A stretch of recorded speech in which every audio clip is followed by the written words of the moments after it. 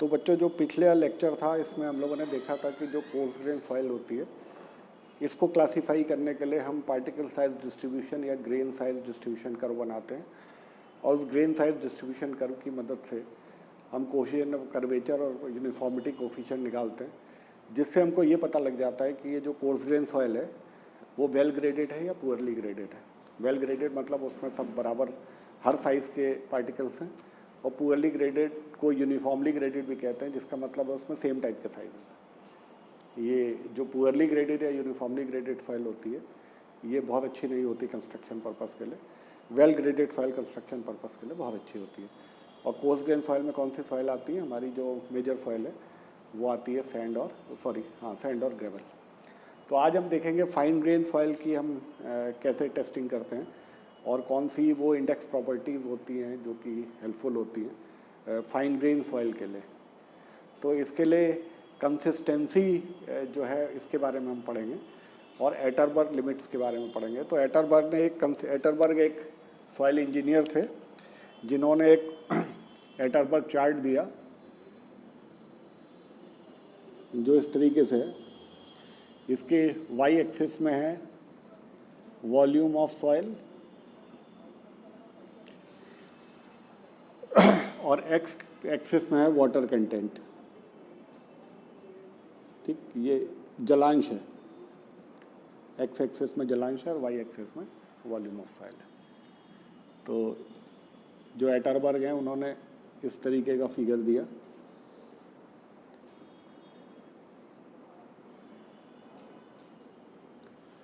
ये स्टेट है solid state,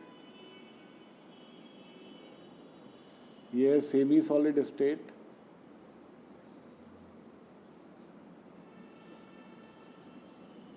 ये है प्लास्टिक स्टेट और ये है लिक्विड स्टेट। देखिए जैसे जैसे कंसिस्टेंसी मतलब होता है फर्मनेस, जैसे जैसे हम पानी मिलाते जाते हैं मिट्टी में तो क्या होता है वो धीरे धीरे लूज होती चली जाती है। ठीक, तो देखिए जैसे सॉलिड स्टेट है, यहाँ पे आप देखेंगे तो क्या होगा इस स्टेज में कि ड्राई सॉइल है। यहाँ देखिए वाटर कंटेंट 0 है, ये 0 से बढ़ रही, तो क्या ड्राई सॉइल है। ड्राई सॉइल है, धीरे धीरे इसके वॉइड्स में पानी भरेगा, तो ये सॉलिड स्टेट कहलाती है। सॉलिड स्टेट कौन सी स्टेट हुई? जिसमें आपका वॉल्यूम चेंज नहीं हो रहा। देखिए यहाँ पे कोई वॉल्यूम चेंज नहीं हो रहा। ठीक, इसके बाद क्या होगा, जब और पानी मिलाएंगे तो सेमी सॉलिड स्टेट आएगी, मतलब सॉलिड से अब मिट्टी थोड़ी थोड़ी सेमी सॉलिड स्टेट में आएगी। उसकी डायमेंशंस चेंज होनी शुरू होंगी, ये सेमी सॉलिड स्टेट होती है। इसके बाद एक प्लास्टिक स्टेट आती है, इसमें हम लोग लंबा डिस्कशन करेंगे। मोटे तौर पे ये समझ लीजिए कि प्लास्टिक स्टेट वो स्टेट होती है जहाँ पे हम मिट्टी को डिफरेंट साइजेज में शेप में मोल्ड कर सकते हैं। ठीक है, और उसके बाद क्या होता है लिक्विड स्टेट आती है। लिक्विड स्टेट वो स्टेट होती है जिसमें मृदा फ्लो करने लगती है। ठीक, तो ये स्टेजेस हैं, तो 1 2 3 4। तो एटरबर्ग ने कंसिस्टेंसी की 4 स्टेट बताई कि जैसे जैसे मिट्टी में आप पानी की मात्रा बढ़ाते जाएंगे, जलांश बढ़ाते जाएंगे, वैसे वैसे मिट्टी सेमी सॉलिड से सेमी सॉलिड स्टेट में आएगी, फिर प्लास्टिक स्टेट में आएगी, फिर लिक्विड स्टेट में आएगी। जहाँ एक स्टेट से दूसरी स्टेट का ट्रांजिशन होता है, एक स्टेट खत्म होती है, दूसरी स्टेट शुरू होती है, वो वाटर कंटेंट जो है वो सॉइल की प्रॉपर्टी डिटरमिन करने के लिए बहुत इंपॉर्टेंट होती है। तो सॉलिड स्टेट से लेकर सेमी सॉलिड स्टेट की जो बाउंड्री है, इस वाटर कंटेंट को कहते हैं श्रिंकेज लिमिट, इसको कहते हैं श्रिंकेज लिमिट। तो WS जो है ये कहलाता है श्रिंकेज लिमिट। ठीक, उसके बाद जब सेमी सॉलिड से प्लास्टिक स्टेट में आते हैं इसको कहते हैं WP। WP क्या है? Plastic limit.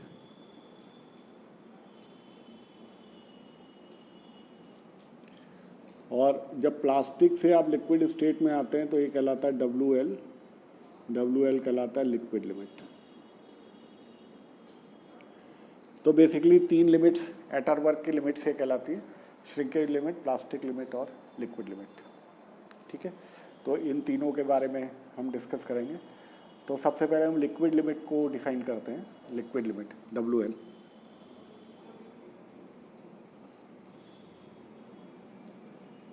देखिए लिक्विड लिमिट को सीधे तौर पर आप कैसे डिफाइन कर सकते हैं,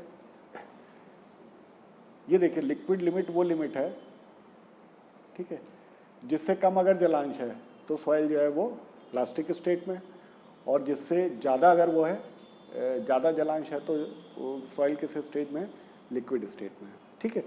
तो liquid limit is that limit at which the soil comes under liquid state. तो हम ये कह सकते हैं कि it is the minimum water content. देखिए यहाँ पे भी जलांश कुछ होगा, यहाँ पे भी कुछ होगा, अगर मृदा में जलांश यहाँ इतना होगा तो किस स्टेट में होगी, ये होगी लिक्विड स्टेट में, यहाँ होगा तो कितने में होगी, लिक्विड स्टेट में, यहाँ होगा तो किस में होगी, लिक्विड स्टेट में, यहाँ होगा तो जलांश तो लिक्विड स्टेट में, यहाँ तक जलांश लिक्विड स्टेट में होगा। तो लिक्विड लिमिट वो जलांश है, जलांश है पानी की मात्रा नहीं, जलांश, weight of water upon dry weight into 100, that is water content, WW/WD into 100। तो जो भी लिमिट है जलांश है, तो वो जलांश वो न्यूनतम जलांश है जिसमें सॉइल लिक्विड स्टेट में है। समझ में आई बात। तो लिक्विड लिमिट वो न्यूनतम जलांश है, वो न्यूनतम वाटर कंटेंट है जिसमें लिमिट लिक्विड स्टेट में, क्योंकि इससे ज़्यादा तो ये लिक्विड स्टेट में है ही है। तो जलांश की वो न्यूनतम वैल्यू जिसमें ये लिक्विड स्टेट में है, ये लिक्विड लिमिट कहलाएगी। या वो मैक्सिमम जलांश, देखिए अब अगर इधर से देखेंगे तो देखिए ये W भी है प्लास्टिक लिमिट, यहाँ पे क्या होगी, सॉइल प्लास्टिक स्टेट में होगी, प्लास्टिक स्टेट में होगी, प्लास्टिक स्टेट में होगी, प्लास्टिक स्टेट में होगी, प्लास्टिक स्टेट में होगी। वो अधिकतम जलांश जिसमें लिक्विड लिमिट मृदा जो है वो प्लास्टिक स्टेट में, तो ये लिक्विड लिमिट कहलाएगी। तो ये बाउंड्री हो गई। तो वो न्यूनतम जलांश जिसमें मिला लिक्विड स्टेट में, या वो मैक्सिमम जलांश जिसमें प्लास्टिक स्टेट में, ये लिक्विड लिमिट कहलाएगी। लिक्विड लिमिट में क्या होता है कि जब हम बहुत ज़्यादा पानी मिट्टी में मिला देते हैं तो फ्लो करने लगती है, उसकी शेयर स्ट्रेंथ जो है फ्लो करने लगती है, तो वो जो है आपकी लिक्विड लिमिट कहलाती है, ठीक है। और करीब करीब इन्होंने ये एटरबर्ग ने कई मिट्टियों में टेस्ट किया कि किस पर्टिकुलर स्ट्रेंथ पे ये लिक्विड स्टेट में आ जाती है। लगभग 300 मिट्टियों का इन्होंने स्टडी किया, और इन्होंने ये किया कि लगभग 2.7 किलो न्यूटन पर मीटर स्क्वायर ये एक इसकी स्ट्रेंथ होती है, जिस पे ये अपनी स्ट्रेंथ लूज़ कर देती है। तो कुल कहने का मतलब ये है कि जब सॉइल फ्लो करने लगती है तभी लिक्विड स्टेट होती है। इसी तरह प्लास्टिक स्टेट को हम डिफाइन कर सकते हैं। प्लास्टिक स्टेट वो न्यूनतम जलांश है, प्लास्टिक लिमिट वो न्यूनतम जलांश है जिसमें मृदा किस स्टेज में, प्लास्टिक स्टेज में, या वो अधिकतम जलांश है जिसमें मृदा जो है वो सेमी सॉलिड स्टेट में है, ठीक है। ये प्लास्टिक लिमिट इस तरह से डिफाइन हो जाती है। तो प्लास्टिक लिमिट डिफाइन हो गई, लिक्विड लिमिट डिफाइन हो गई। अब आते हैं हम श्रिंकेज लिमिट में। तो श्रिंकेज लिमिट को भी हम ऐसे ही डिफाइन कर सकते हैं, वो न्यूनतम वाटर कंटेंट जिसपे सेमी सॉलिड स्टेट पे, या वो अधिकतम वाटर कंटेंट जिसमें ये सॉलिड स्टेट पे है, ये जो है प्लास्टिक लिमिट कहलाती है।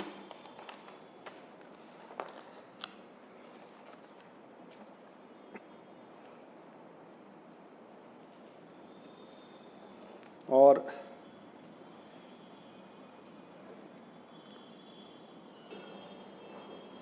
श्रिंकेज लिमिट को एक तरीके से और डिफाइन करते हैं। देखिए अगर हम श्रिंकेज लिमिट की बात करें तो इसको एक तरीके से और डिफाइन करते हैं। देखिए यहाँ पे क्या है कि इसके आगे आप जाएंगे, इसके जब सॉलिड स्टेट है तो ये स्टेट कैसे रिप्रेजेंट हो रही है, देखिए ये स्टेट कैसे रिप्रेजेंट हो रही है। ये ड्राई सॉइल है और ये वॉल्यूम है इसका, ठीक है। ये वाटर है, यहाँ पे वाटर है या वॉइड है, सॉरी ये वॉइड्स है। तो वॉइड्स में देखिए इस स्टेज में 0 पानी है, उसके बाद जैसे जैसे आप पानी की मात्रा बढ़ाते जाएंगे क्या होगा, इस वॉइड्स में पानी बढ़ता चला जाएगा, बढ़ता चला जाएगा, बढ़ता चला जाएगा, ठीक है। और जस्ट जब WS पे पहुँचेंगे तो सारे के सारे वॉइड्स इसमें पानी से भर जाएंगे। तो एक चीज़ और देखिए कि श्रिंकेज लिमिट तक क्या है, वॉल्यूम चेंज नहीं हो रहा, सॉइल का वॉल्यूम जो है कांस्टेंट है। वॉल्यूम क्यों कांस्टेंट है, क्योंकि पहले ये वॉइड्स के बीच में पानी भर रहा है, जो ड्राई सॉइल के वॉइड्स थे उसमें पानी भर रहा है। जब ये पानी पूरा भर जाएगा इसके बाद पानी ऊपर जाएगा, तब वॉल्यूम बढ़ेगा। तो श्रिंकेज लिमिट के बाद जो है पानी भरेगा। तो हम ये कह सकते हैं कि ये वो मिनिमम वाटर कंटेंट है। Shrinkage limit is that minimum water content at which the soil is saturated। ठीक है, देखिए इसके बाद जो नीचे आएंगे आप तो ये सैचुरेटेड नहीं रह जाएगी, ये फिर पानी कम होना शुरू हो जाएगा इसके वर्ड से। तो वो न्यूनतम, इसके आगे क्या जाएंगे, इसके आगे देखिए ये वॉल्यूम बढ़ता चला जा रहा है, मतलब ये तो सैचुरेटेड है, सैचुरेटेड से भी ज़्यादा पानी है इसमें। तो semi solid state, plastic state, जहाँ भी आप जा रहे हैं, जहाँ वॉल्यूम बढ़ता जा रहा है, यहाँ मृदा ऑलरेडी सैचुरेटेड है। तो ये वो न्यूनतम जलांश है, श्रिंकेज लिमिट वो न्यूनतम जलांश है जिसमें सॉइल अभी भी सैचुरेटेड स्टेट में। इसके आप नीचे जाओगे तो क्या होगा, सॉइल सैचुरेटेड स्टेट में नहीं होगी। तो श्रिंकेज लिमिट डिफाइन करने के दो तरीके होते हैं, एक तो ये वो मिनिमम वाटर कंटेंट है जिस पे सॉइल सैचुरेटेड है, एक डेफिनेशन ये होती है। दूसरा होता है ये वो मैक्सिमम वाटर कंटेंट है, देखिए मैक्सिमम वाटर कंटेंट, ये वो मैक्सिमम वाटर कंटेंट है after which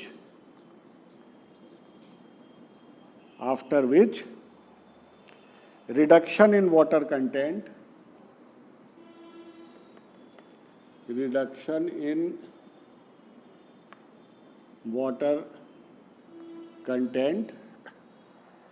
will not change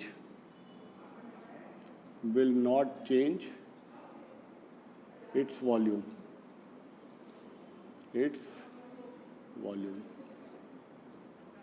ये श्रिंकेज लिमिट। ठीक है, मतलब देखिए यहाँ पे पानी है, अगर आप पानी की मात्रा चेंज करेंगे तो क्या होगा, वॉल्यूम चेंज होगा, नहीं होगा। थोड़ा सा पानी बढ़ाएंगे या घटाएंगे, वॉल्यूम चेंज होगा, नहीं होगा। यहाँ पे आप पानी, अगर इतना पानी है, आप इसको बढ़ाएंगे घटाएंगे, वॉल्यूम चेंज होगा, नहीं होगा। कहाँ तक है नहीं होगा, इस पॉइंट तक। इसके बाद अगर आप जलांश को थोड़ा सा भी चेंज करेंगे, पानी की मात्रा चेंज करेंगे तो क्या होगा, वॉल्यूम चेंज होना शुरू होगा। तो ये मैक्सिमम लिमिट है। तो ये अधिकतम वो जलांश है, वाटर कंटेंट है, जिसके बाद रिडक्शन, अगर आप वॉल्यूम का रिडक्शन करेंगे तो वॉल्यूम में यहाँ तक चेंज नहीं होगा। मतलब दिस इज़ द मैक्सिमम, जहाँ तक अगर आप वॉल्यूम को चेंज करेंगे, वाटर को चेंज करेंगे, वाटर कंटेंट चेंज करेंगे तो वॉल्यूम चेंज नहीं होगा। इसके बाद अगर आप कुछ भी करेंगे तो ये वॉल्यूम चेंज होगा। तो this is the maximum water content after which reduction in water content will not change its volume. यहाँ ही तक है कि यहाँ तक अगर आप पानी को कम करेंगे तो क्या होगा, इसका वॉल्यूम चेंज नहीं होगा। यहाँ करेंगे नहीं होगा। इसके आगे अगर आप वॉल्यूम पानी को चेंज करेंगे, पानी कम करेंगे तो क्या होगा, इसका वॉल्यूम कम हो जाएगा। ठीक है, तो दो तरीके से डिफाइन कर सकते हैं श्रिंकेज लिमिट को, एक मिनिमम वाटर कंटेंट के फॉर्म में और एक मैक्सिमम वाटर कंटेंट के फॉर्म में। ठीक है, तो यहाँ हमने जो इम्पोर्टेंट चीज़ डिस्कस की एटरबर्ग लिमिट में, वो डिस्कस की कि आपकी 3 तरह की लिमिट्स होती हैं, प्लास्टिक लिमिट, लिक्विड लिमिट और श्रिंकेज लिमिट। और इसको कैसे डिफाइन करते हैं हमने ये बता दिया, और एटरबर्ग चार्ट क्या होता है ये बता दिया, और 4 स्टेजेस क्या होती हैं ये बता दिया। तो एक स्टेज से दूसरी स्टेज में जब सॉइल जाती है तो जो जलांश होता है वो उसकी लिक्विड लिमिट या प्लास्टिक लिमिट या श्रिंकेज लिमिट कहलाती है, या वो एटरबर्ग की सीमाएं कहलाती है, एटरबर्ग की लिमिट्स कहलाती है। कंसिस्टेंसी ऑफ सॉइल क्या होता है, जैसे जैसे आप पानी मिलाते जाते हैं मृदा में, उसकी फर्मनेस चेंज होने लगती है। ठीक है, वो पहले सॉलिड होती है, फिर सेमी सॉलिड हो जाती है, फिर प्लास्टिक हो जाती है, इस तरह से चेंज होने लगती है। तो ये प्रॉपर्टी जो है आपकी ये प्रॉपर्टी जो होती है, ये केवल फाइन ग्रेन सॉइल की प्रॉपर्टीज होती है, कोर्स ग्रेन सॉइल की प्रॉपर्टी नहीं होती। तो ये फाइन ग्रेन सॉइल के लिए ये इंपॉर्टेंट चीज़ होती है। तो अगर फाइन ग्रेन सॉइल में कौन सी सॉइल होगी हमारी, मेनली होगी सिल्ट, क्ले और कई बार फाइन सैंड, ये 3 होंगी जो आपके फाइन ग्रेन सॉइल में आएंगी। तो फाइन ग्रेन सॉइल ये प्रॉपर्टी आपको एग्जिबिट करेगी। तो फाइन ग्रेन सॉइल को जब हम क्लासीफाई करते हैं तो श्रिंकेज लिमिट, प्लास्टिक लिमिट और लिक्विड लिमिट ये हम यूज़ करते हैं। ठीक है, अब आगे चलते हैं कि इनको कैसे डिफाइन करेंगे। तो सबसे पहले हम देखते हैं कि लिक्विड लिमिट को कैसे हम डिफाइन करेंगे। डिफाइन तो हमने बता दिया, लिक्विड लिमिट को लैब में कैसे निकालेंगे ये देखते हैं। तो सबसे पहले हम पढ़ते हैं लिक्विड लिमिट।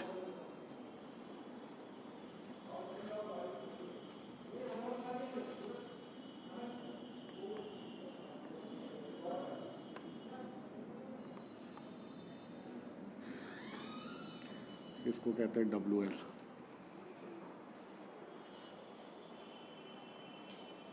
देखिए, जो लिक्विड लिमिट, प्लास्टिक लिमिट और श्रिंकेज लिमिट है, इसकी डेफिनेशन आपसे पूछ सकता है इसमें ये भी पूछ सकता है कि इस पर प्रयोगशाला में किस तरह निकालें, तो ये बहुत इम्पोर्टेंट है, आप सुनते जाइए और उसके बाद आप स्टैंडर्ड बुक से पढ़ेंगे तो समझ में आएगा। और जो इम्पोर्टेंट बुलेट पॉइंट्स हैं मैं वो यहाँ पे आपको उस चीज़ को बता दे रहा हूँ। तो देखिए लिक्विड लिमिट, प्लास्टिक लिमिट या श्रिंकेज लिमिट, सबसे पहले हमने क्या बताया, फाइन ग्रेन सॉइल के लिए यूज़ होती है। तो हम करते क्या है, सबसे पहले एक छन्नी लेते हैं जिसका साइज़ होता है 425 माइक्रॉन। तो 425 माइक्रॉन की छन्नी होती है। छन्नी का मतलब क्या हो गया, जो इसके ये बने हुए हैं साइज़, एक स्क्वायर शेप का जो डायमेंशन है वो 425 माइक्रॉन है। तो जो भी मिट्टी में फाइन ग्रेन एनालिसिस करनी होती है तो इससे हम 425 माइक्रॉन की छन्नी से इसको छानते हैं। 425 माइक्रॉन से छन्नी से जो बारीक सॉइल होती है वो 3 तरह की हो सकती है, ठीक है। या हो सकती है फाइन सैंड, आप सैंड का क्लासिफिकेशन देखिएगा जो मैंने बताया, फाइन सैंड जो होती है वो 425 माइक्रॉन से 75 माइक्रॉन के बीच में होती है। 75 माइक्रॉन से 0.002 माइक्रॉन तक की जो सॉइल, 0.002 mm तक की जो सॉइल होती है वो होती है सिल्ट, और 0.002 mm से जो छोटी सॉइल होती है वो होती है क्ले। तो बेसिकली लिक्विड लिमिट जो निकालने हम इसमें 425 माइक्रॉन की छन्नी से छानते हैं और लगभग 120 ग्राम सॉइल लेते हैं, इसको इससे छानते हैं, ठीक है। छान के नीचे यहाँ पैन पे इकट्ठा कर लेते हैं। तो ये हमारी जो सॉइल है वो फाइन ग्रेन सॉइल होती है, जैसा फाइन सैंड हो सकती है, सिल्ट हो सकती है, क्ले हो सकती है, जिसकी लिक्विड लिमिट हमें निकालनी है, ठीक है। उसके बाद हम करते क्या है, हमारे पास एक ब्रास का कप होता है, एक कटोरा टाइप का होता है, ब्रास का होता है वो कटोरा, ठीक है, ब्रास का कटोरा होता है। और हम क्या करते हैं, इसमें डिस्टिल्ड वाटर ऐड करते हैं, इसमें हम डिस्टिल्ड वाटर ऐड करते हैं सॉइल में, और उसके बाद एक पेस्ट बना लेते हैं और उस पेस्ट को इस कटोरे में भर देते हैं, इस ब्रास के कटोरे में भर देते हैं इस तरीके से, ठीक है। अब क्या होता है, ये ब्रास का कटोरा समझ लीजिए, ब्रास का कटोरा था, फिगर में देखिएगा, और होता क्या है कि इसके किनारे एक हैंडल होता है, हैंडल थोड़ा सा इस तरीके से ग्रूव बना होता है। जब आप इस हैंडल को घुमाते हैं तो ये कटोरा ऊपर जाता है और फिर नीचे आता है, ऊपर जाता है और फिर नीचे जाता है। तो जो ऊपर जाके नीचे आता है तो नीचे एक रबर का पैड होता है, ठीक है। तो नीचे इसके एक रबर का पैड होता है,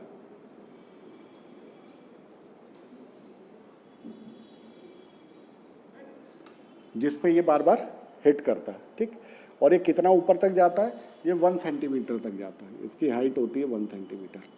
तो देखिए होता क्या है कि जो मिट्टी होती है इससे छान के हम इसमें पानी डाल के, डिस्टिल्ड वाटर डाल के एक पेस्ट बना लेते हैं, और पेस्ट बना के इस कटोरे में, ब्रास के कटोरे में भर देते हैं। ये पूरा कैसेक एंड्रेज एपरेटस कहलाता है, ठीक है, ये कैसेक एंड्रेज एपरेटस कहलाता है।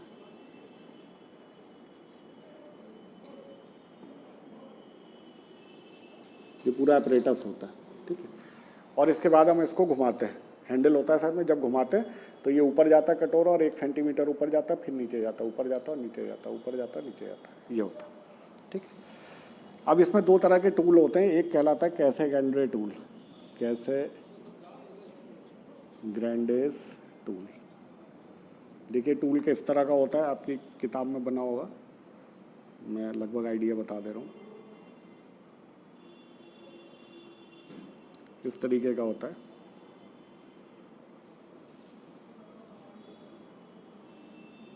ये थोड़ा और शार्प होता है, इस तरीके का होता है। ये डायमेंशन होती है 2 mm,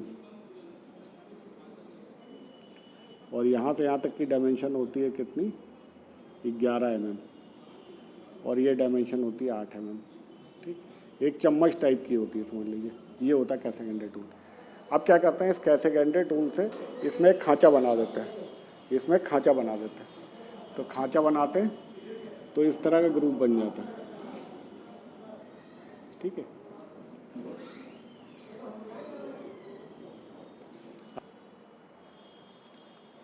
तो होता क्या है कि इस ग्रुप से, ये कैसेक एंड्रे टूल जो होता है, इससे हम एक कट लगाते हैं। तो जब कट लगाते हैं तो देखिए किस तरह का कट लगता है, ये ग्रुप में ये हो जाएगा 11 mm, देखिए ये 11 mm है तो ये 11 mm हो जाएगा, ये जो है 2 mm हो जाएगा, और ये 8 mm हो जाएगा, ठीक है। इस तरीके का ये आप लोग के कंपटीशन में पूछता है। तो क्या होता है ये ग्रूव जो है, ये जब आप ग्रूव से काटेंगे ये चम्मच टाइप का होता है, तो ये जब ग्रूव से आप काटेंगे मिट्टी को तो मिट्टी उतनी जो है, अगर आप प्लान में देखोगे तो क्या होगा, ये इस तरह की एक पूरी नाली टाइप की बन जाएगी, है ना, जहाँ पे आपको पीतल दिखाई देने लगेगा, पूरी नाली टाइप की, ऐसे स्लैंटिंग नाली टाइप की बन जाएगी, जो ये 2 mm आपको दिखाई देने लगेगा, ठीक है। तो ये ग्रूव ऐसे काटोगे। कैसे काटेंगे टूल, किसके लिए ये टूल किस टाइप की सॉइल के लिए यूज़ होता है, क्लेई सॉइल के लिए। किस टाइप की सॉइल के लिए यूज़ होता है, क्लेई सॉइल के लिए। तो जब क्लेई सॉइल है तो हम कौन सा यूज़ करेंगे, कैसे कैंडे टूल। लेकिन कई बार सिल्ट और फाइन सैंड है, तो हम जो टूल यूज़ करते हैं उसको ASTM टूल कहते हैं, ASTM टूल, ठीक है, American standard of testing and material, ये नाम है इसका, ASTM टूल। ASTM टूल हम सिल्ट और फाइन सैंड होगी उसके लिए यूज़ करेंगे, ठीक है। ये कुछ इस टाइप का टूल होता है, एग्जैक्टली फिगर आप किताब में देख लीजिएगा, ये कुछ इस टाइप का होता है।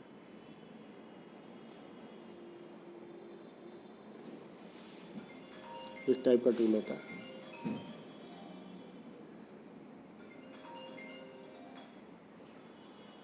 ये थोड़ा सा ब्लंट होता है। होता क्या है कि अगर आप सिल्ट या सैंड लोगे और इससे करोगे तो क्या होगा, ये वो ग्रूव बनने की जगह बहुत सी मिट्टी उखड़ के उसके साथ आ जाएगी। वो मिट्टी ना उखड़े इसके लिए ASTM टूल यूज़ करते हैं। तो इसमें जो आपका ब्रास का कप होगा,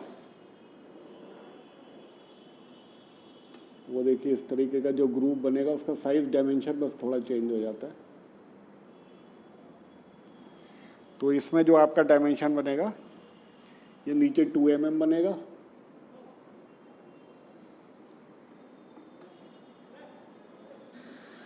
ये बनेगा 13.6 mm और 10 mm, ये ग्रूव बनेगा। तो बेसिकली एक टूल आप यूज़ करेंगे, चाहे आप ASTM टूल यूज़ करेंगे और चाहे आप कैसे कैंडे टूल यूज़ करेंगे। तो अगर सैंड है या सिल्ट है तो आप ये यूज़ करेंगे, और कैसे कैंडे टूल है तो ये यूज़ करेंगे, ठीक है। अब आगे आप क्या करेंगे, अब आप इसको घुमाना शुरू करेंगे, ठीक, जो हैंडल है उसकी स्पीड क्या रखेंगे, उसकी स्पीड रखेंगे 2 रिवोल्यूशन पर सेकेंड, 1 सेकेंड में 2 रिवोल्यूशन, ठीक है। तो 1 सेकेंड में 2 रिवोल्यूशन घुमाएंगे, ठीक, और इस तरह से घुमाते जाएंगे। जब आप घुमाएंगे तो क्या होगा, जो वेज की सॉइल है ये धीरे धीरे फ्लो करके चिपकना शुरू हो जाएगी, ठीक है, ये फ्लो करके चिपकना शुरू हो जाएगी। तो क्या होगा, अगर आप प्लान में देखेंगे तो ये मिट्टी कहीं से भी बीच में ये फ्लो करना शुरू करेगी, ठीक है, इस तरह से ये चिपक जाएगी, ठीक है। तो हमको वो ब्लोज यूज़ करने हैं, कितने ब्लोज में, ठीक है, कितने ब्लोज में ये जो ग्रूव है ये 12 mm से क्लोज हो जाता है, ये ग्रूव 12 mm से क्लोज हो जाता है, ठीक है। तो मान लीजिए 30 उसमें जो है क्लोज हो जा रहा है तो हम वो नोट कर लेंगे, 25 में हो जा रहा है वो नोट कर लेंगे, तो ये चीज़ हम नोट कर लेंगे, ठीक है। तो बेसिकली तो दोनों ही टूल हम जो यूज़ करें उसमें हम क्या करेंगे, अब ये नंबर ऑफ ब्लोस इसके नोट कर लेंगे कि कितने नंबर ऑफ ब्लोस पे ये 12 mm से ग्रूव क्लोज हो गया। उसके बाद क्या करेंगे, यहाँ से हम 5-6 ग्राम मिट्टी उठाएंगे जहाँ से ग्रूव से जुड़ गया और उसका जलांश निकाल लेंगे। जलांश हम चाहे ओवन ड्राइंग मेथड से निकाल लें, चाहे पिक्नोमीटर मेथड से निकाल लें, चाहे रेडिएशन मेथड से निकाल लें, जो भी मेथड पड़े थे उससे हम जलांश निकाल लेंगे, ठीक है। तो जितने भी ब्लोज में ये क्लोज होगा वो ब्लोज नोट कर लेंगे और जलांश नोट कर लेंगे। तो देखिए होगा क्या,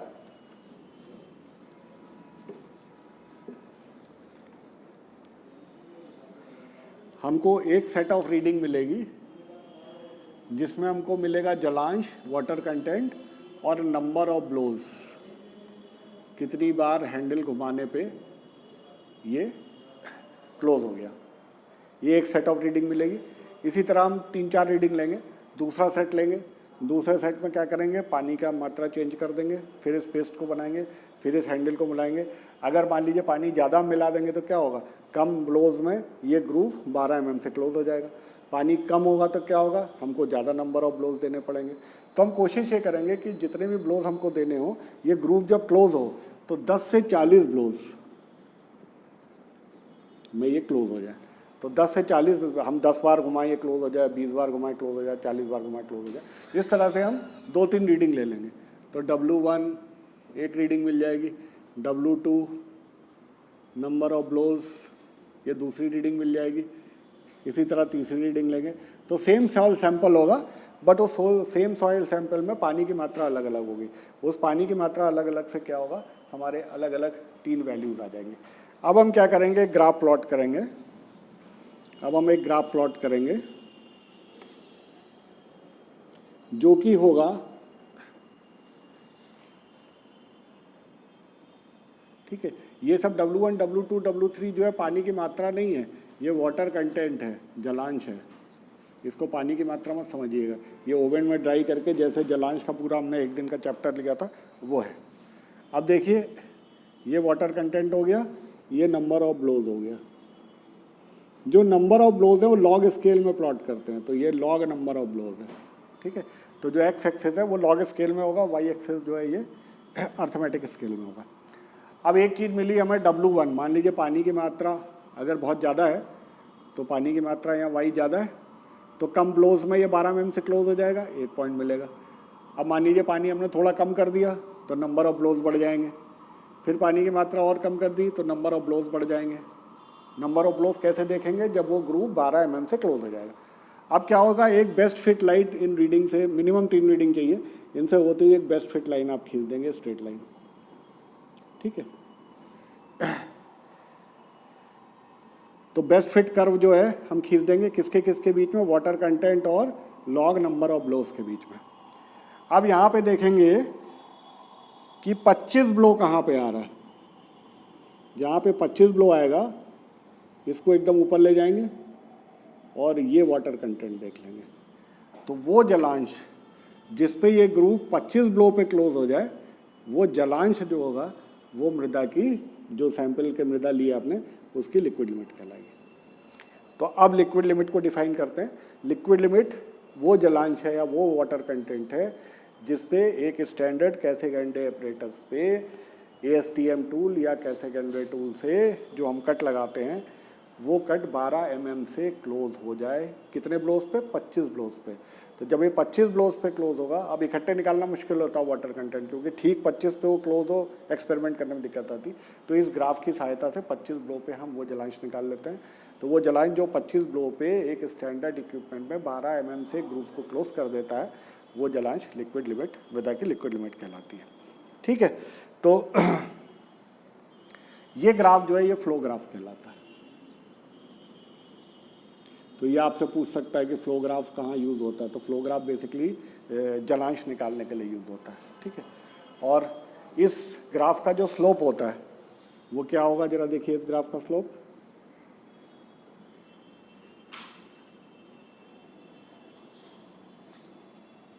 मान लीजिए ये वाटर कंटेंट आपकी W1 है, ये वाटर कंटेंट मान लीजिए W2 है, ये नंबर ऑफ ब्लोज मान लीजिए N1 है, ये नंबर ऑफ ब्लोज जो है वो N2 है, ठीक है। तो इसका स्लोप क्या होगा, स्लोप कहलाता है फ्लो इंडेक्स IF, ये कहलाती है फ्लो इंडेक्स, ठीक।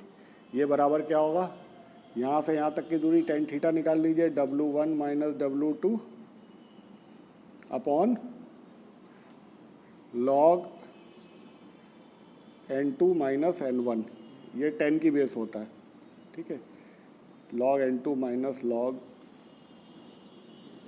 N1, ये होगा W1 minus W2 upon log to the base 10 N2 by N1, ठीक है, ये होगा। और ये पूरा स्लोप जो होगा निगेटिव है, निगेटिव है। निगेटिव मतलब जैसे जैसे आपकी वाटर कंटेंट बढ़ेगी नंबर ऑफ ब्लोज आपके घटेंगे, तो ये स्लोप निगेटिव है। तो अगर इस निगेटिव साइन को भी आप यहाँ अगर लगाएंगे तो ये हो जाएगा W1 minus W2 upon log 10 N1 by N2। इसे ऐसे लिख सकते हैं या ऐसे लिख के ये लिख सकते हैं कि ये स्लोप निगेटिव है, ठीक है। तो ये फ्लो इंडेक्स होती है IF। तो लिक्विड लिमिट आपको निकालने के लिए ये चीज़ें पता होनी चाहिए, और ये पता होना चाहिए कि हम इस कर्व की सहायता से निकालते हैं जिसे फ्लो ग्राफ कहते हैं। और फ्लो ग्राफ का जो स्लोप होता है वो फ्लो इंडेक्स होती है, और फ्लो इंडेक्स का फॉर्मूला भी मैंने आपको बता दिया कि क्या होता है, ठीक। अब नेक्स्ट आते हैं हम प्लास्टिसिटी पे। नेक्स्ट इंडेक्स है प्लास्टिसिटी इंडेक्स।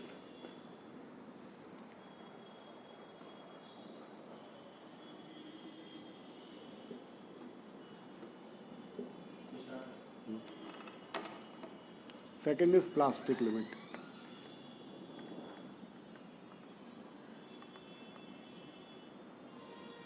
ठीक, second is plastic limit. Plastic limit क्या होता है? तो हमने यहाँ पे देखा था पहले फिगर में कि प्लास्टिक लिमिट क्या होता है कि वो मिनिमम वाटर कंटेंट जिस पे सॉइल क्या है, प्लास्टिक स्टेट पे है। ठीक है, ये प्लास्टिक स्टेट थी, ये लिक्विड स्टेट थी, ये सेमी सॉलिड स्टेट थी और ये सॉलिड स्टेट थी।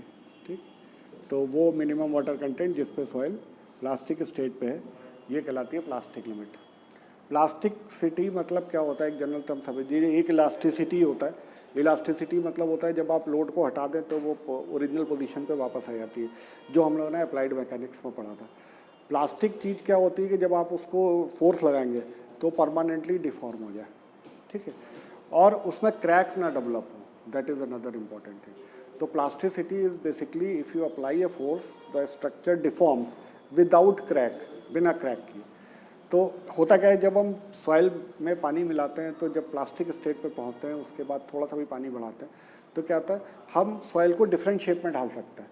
आप जैसे कुम्हार मिट्टी के बर्तन बनाता है या दिए बनाता है, तो ये जो भी चीज़ है आप बना पा रहे हो किस वजह से, प्लास्टिसिटी प्रॉपर्टी की वजह से। तो प्लास्टिसिटी वो प्रॉपर्टी है जिसमें सॉइल को हम फोर्स लगा के डिफॉर्म कर सकते हैं as a desired shape without having developing a crack, जिसमें क्रैक ना डेवलप हो। तो प्लास्टिसिटी का थोड़ा लंबा डिस्कशन है, लेकिन उसके पहले हम जो है थोड़ा सा पहले ये बता देते हैं कि प्लास्टिक लिमिट लैब में निकाली कैसे जाती है।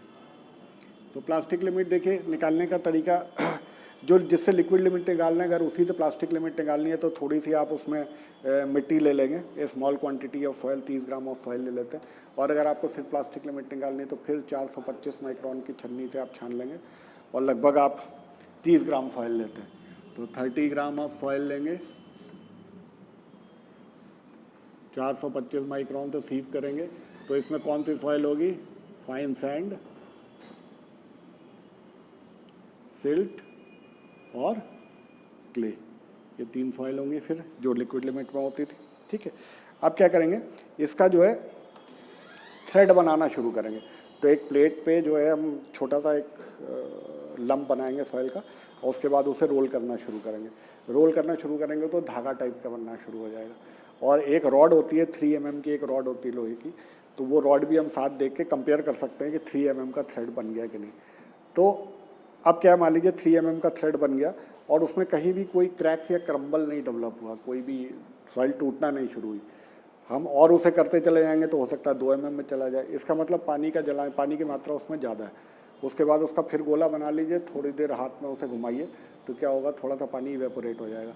इवेपोरेट हो जाएगा, अब आप फिर गोला उसका एक सिले वो बनाइए, धागा बनाइए।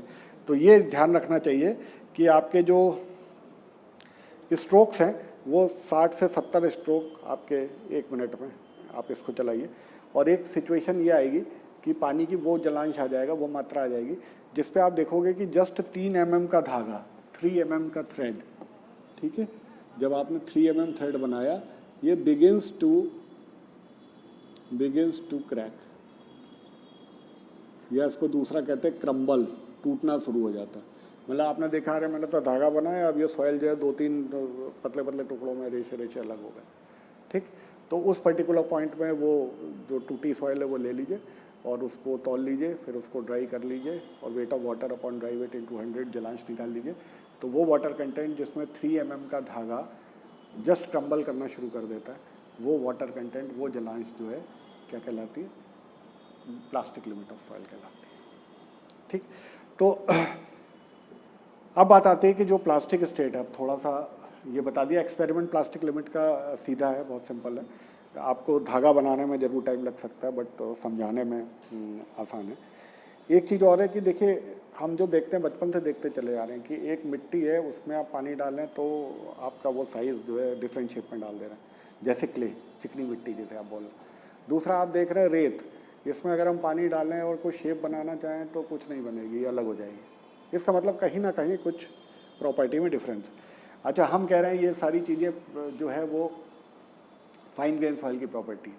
तो फाइन ग्रेन की सॉइल की प्रॉपर्टी है, इसका मतलब ये नहीं है कि अगर हम रेत का पूरा चूरा बना के उसे 0.002 mm में लाएँ तो उसमें प्लास्टिसिटी की प्रॉपर्टी आ जाएगी, वो नहीं आ पाएगी। वो इसलिए नहीं आ पाएगी कि प्लास्टिसिटी की प्रॉपर्टी वही सॉइल आपको देगी जिसमें क्ले मिनरल्स होंगे, ये बहुत इंपॉर्टेंट चीज़ है। तो प्लास्टिसिटी की प्रॉपर्टी उन्हीं सॉइल में होगी जिसमें क्ले मिनरल्स होंगे। जिनमें क्ले मिनरल्स नहीं होंगे वो ये प्रॉपर्टी प्लास्टिसिटी की नहीं देगी। और प्लास्टिसिटी की एक बहुत इंपॉर्टेंट प्रॉपर्टी होती है जो कंस्ट्रक्शन पॉइंट ऑफ व्यू के लिए बहुत इंपॉर्टेंट होती है कि हमको ये बताती है जितनी ज़्यादा प्लास्टिसिटी होगी उतनी सॉइल वो प्रॉब्लमेटिक होगी हमारे कंस्ट्रक्शन के लिए। तो प्लास्टिसिटी तभी होगी जब सॉइल में क्ले मिनरल्स होंगे। और क्ले मिनरल्स कब होंगे? जब जो वेदरिंग होगी, हमने आपको बताया था केमिकल वेदरिंग होगी। तो केमिकल वेदरिंग के रिजल्टिंग क्या होता है, इसमें क्ले मिनरल्स होते हैं। और क्ले मिनरल्स की सरफेस एक्टिविटी हमने पहले भी बताया था कि जो होता है ये एक तरह से निगेटिवली चार्ज पार्टिकल की तरह, शीट्स की तरह बिहेव करते हैं। तो जब negatively charge particles size sheets की तरह बिहेव करते हैं तो जो वाटर के मॉलिक्यूल होते हैं ये बाईपोलर होते हैं नेचर में। तो इसका प्लस इसकी तरफ अट्रैक्ट हो जाता है और इस तरह से एक डबल लेयर का पानी बन जाता है। ये प्लस माइनस इस तरह से पानी चारों तरफ इसके बहुत तेज़ी से चिपक जाता है। ठीक है, तो ये पानी जो चिपक जाता है ये एड्जॉर्ब्ड वाटर कहलाता है। इसको कहते हैं एड्जॉर्ब्ड वाटर। और अब क्या होगा, जब दूसरा पार्टिकल इसमें आएगा तो क्या होगा, ये आपस में स्लाइड करेंगे और इस स्लाइड की वजह से ये आराम से डिफॉर्म हो जाएंगे और किसी भी शेप में ढाला जा सकता है। जब आप सिलिका लेंगे या आप नॉन क्ले मिनरल्स का कोई सॉइल लेंगे, जैसे आप सैंड ले लेंगे या ग्रेवल ले लेंगे जिसमें क्ले मिनरल नहीं है, तो आपका क्या होगा, उसमें ये निगेटिवली चार्ज नहीं होगा और पानी का ये डबल लेयर नहीं बनेगा। इसकी वजह से वो आपस में एक दूसरे के लिए स्लाइड नहीं करेंगे और स्लाइड नहीं करेंगे तो वो डिफॉर्म नहीं हो पाएंगे। तो this is the basic difference कि प्लास्टिसिटी की प्रॉपर्टी हमें क्यों मिलती है सॉइल में और हर सॉइल में ये प्रॉपर्टी क्यों नहीं मिलती है। ठीक है, क्ले एक टिपिकल एग्जांपल है जिसमें जो है ये प्लास्टिसिटी मिलती है और वो किस वजह से मिलती है, क्ले मिनरल की वजह से मिलती है। क्ले मिनरल जो होते हैं वो बहुत ज़्यादा इलेक्ट्रोकेमिकल एक्टिव होते हैं, उनकी सरफेस एक्टिविटी बहुत ज़्यादा होती है जिस वजह से ये प्लास्टिसिटी की प्रॉपर्टी उसमें इंड्यूस हो जाती है। ठीक है, एक चीज़ और आपकी बता दूं, हालांकि आपके बुक्स में नहीं होगा, आप यहाँ समझ लीजिए, थोड़ी जानकारी के लिए थोड़ा सा एक्स्ट्रा है लेकिन जानकारी के लिए अच्छी चीज़ है, प्लास्टिसिटी से ही रिलेटेड है। देखिए, क्ले मिनरल्स के बारे में आपको थोड़ा बता दूं तो आपको कोई चीज़ समझाने में ज़्यादा आसानी होगी। तो क्ले मिनरल्स हम पढ़ेंगे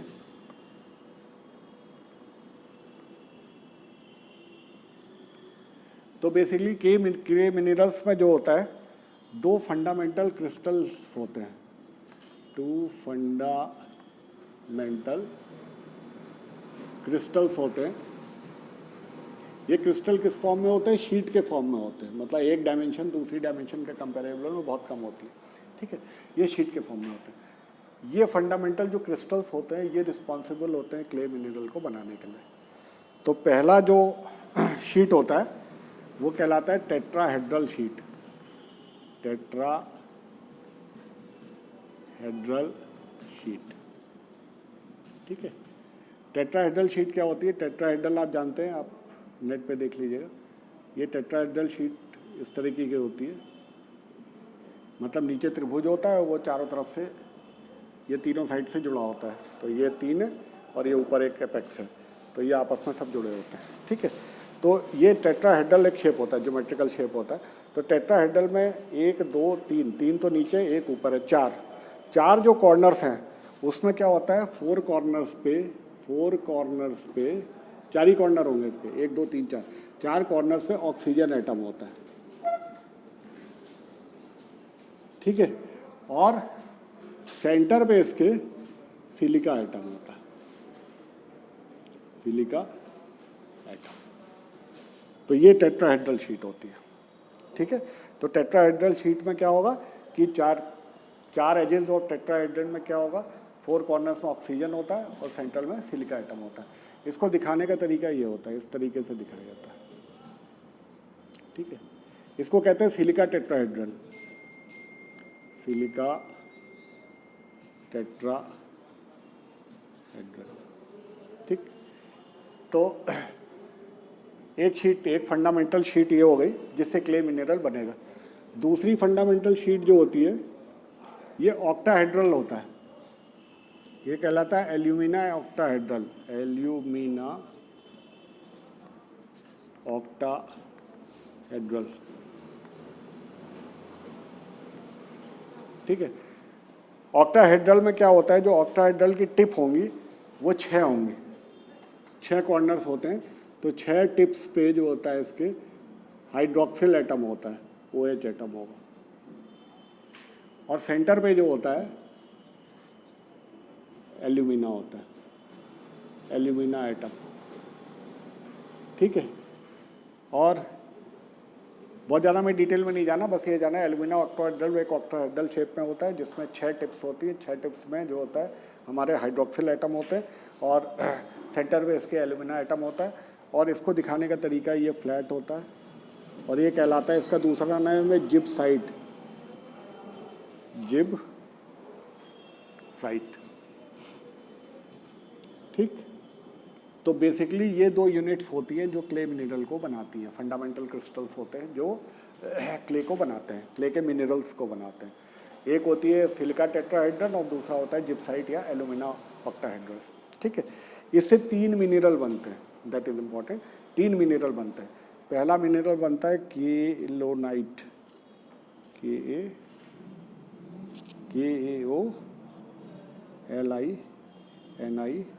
केओलिनाइट, ठीक। केओलिनाइट कैसा होता है, एक जिप्साइट की लेयर है, इसके बाद ये सिलिका टेट्राहेड्रल है, ये एक केओलिन का स्ट्रक्चर हो गया।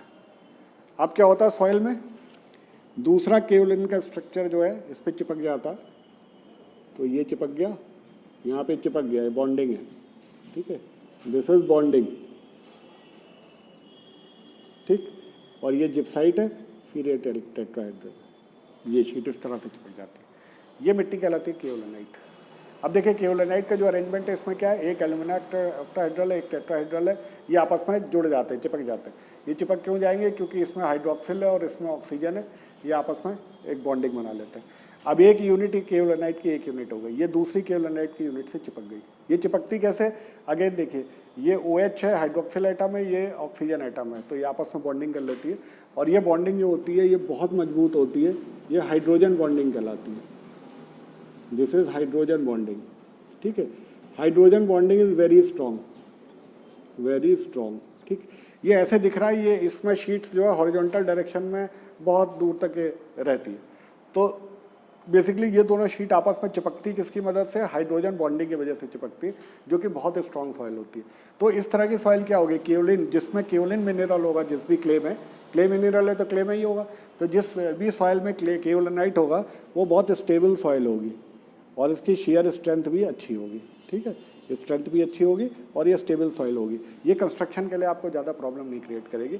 और जैसे आप चीनी मिट्टी देखते हैं तो चीनी मिट्टी के बर्तन बड़े मजबूत बनते हैं, तो चीनी मिट्टी में जो है बेसिकली केओलिनाइट होता है जो इसकी बॉन्डिंग को बहुत स्ट्रॉन्ग बना देता है।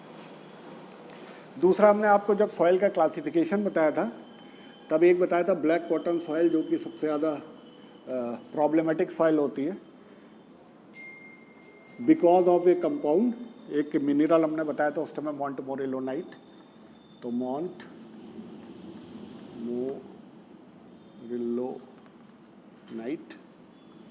तो मोंटमोरेलोनाइट में क्या होता है, देखिए दूसरा जो स्ट्रक्चर होता है इसमें एक जिप्साइट होता है, एल्यूमिना ऑक्टाहेड्रल होता है, इस पर ये 2 सिलिका टेट्राहेड्रल चिपके होते हैं, ये मोंटमोरेलोनाइट की एक यूनिट है, ठीक है।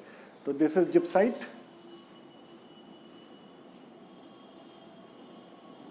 and this is alumina silica tetrahedral, silica tetrahedral। अब ये यूनिट दूसरी यूनिट से चिपकेगी, तो दूसरी यूनिट जो होगी वो ये हुई मोंटमोरेलोनाइट की, ये यूनिट आपस में चिपकती हैं। अब देखिए ये दोनों एक ही तरह के शीट्स हैं, सिलिका शीट्स हैं, तो क्या होगा, इनमें उतना स्ट्रॉन्ग फोर्स एक्ट नहीं करता। तो ये क्या होता है, ये बहुत वीक फोर्सेस से जुड़े होते हैं जिन्हें वंडर वॉल फोर्सेस कहते हैं। ठीक है, वंडर वॉल फोर्सेस। तो वंडर वॉल फोर्सेस क्या होते हैं, वीक फोर्स होते हैं, कमज़ोर फोर्स होते हैं। तो होता क्या है कि जैसे ही पानी इसमें जाता है, इन दोनों शीट में, ये स्वेल कर जाती है, फूल जाती है, और जैसे ही पानी निकल जाता है ये जो होती है चिपक जाती है। तो ये फूलना और पिचकना जो है इस सॉइल का इस माउंट मोरेलोनाइट की वजह से होता है। और ये एग्जाम्पल है ब्लैक कॉटन सॉइल,